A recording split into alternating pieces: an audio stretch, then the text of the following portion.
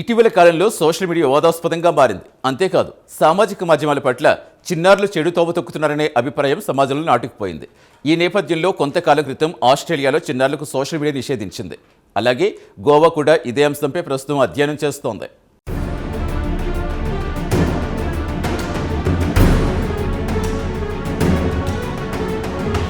ఇటీవల కాలంలో social media విపరీతంగా పెరిగింది. కానీ చిన్నారులపై సామాజిక మాధ్యమాలు తీవ్ర ప్రభావం చూపుతున్నాయి.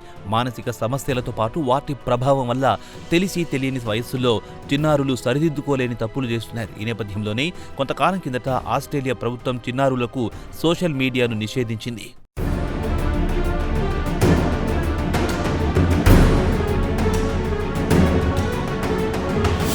అంటే 16 సంవత్సరాల లోపు పిల్లలకు అన్ని రకాల సామాజిక మాధ్యమాలను నిషేధించింది. ఏ రూపంలో ఉన్నా సరే సదరు సామాజిక మాధ్యమాలను పిల్లలు ఉపయోగించకూడదంటూ సూత్రప్రాయంగా ఒక నిర్ణయం తీసుకుంది. దీంతో ప్రపంచంలోనే చిన్నారులకు సోషల్ మీడియాను నిషేధించిన తొలి దేశంలో ఆస్ట్రేలియా ప్రభుత్వం రికార్డు సృష్టించింది. ఈ నేపథ్యంలోనే భారతదేశంలోనూ ఇటువంటి నిబంధన తీసుకురావాలన్న చర్చ అక్కడక్కడ జరుగుతోంది.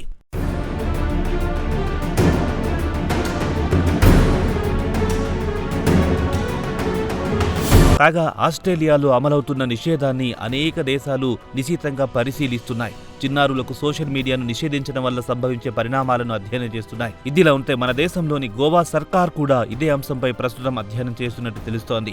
ఈ విషయాన్ని గోవా మంత్రి రోహన్ ఖౌంటే ఇటీవల వెల్లడించారు. అంతేకాదు ఈ విషయాన్ని అధ్యయనం చేయడానికి ఓ టీంను ఏర్పాటు చేసినట్లు ఆయన వెల్లడించారు. అయితే సదరు బృందం తమ నివేదికను సమర్పించిన తర్వాత చిన్నారులకు సోషల్ మీడియా అందుబాటులో లేకుండా చేయాలనేది గోవా సర్కార్ ఆలోచనగా కనిపిస్తోంది.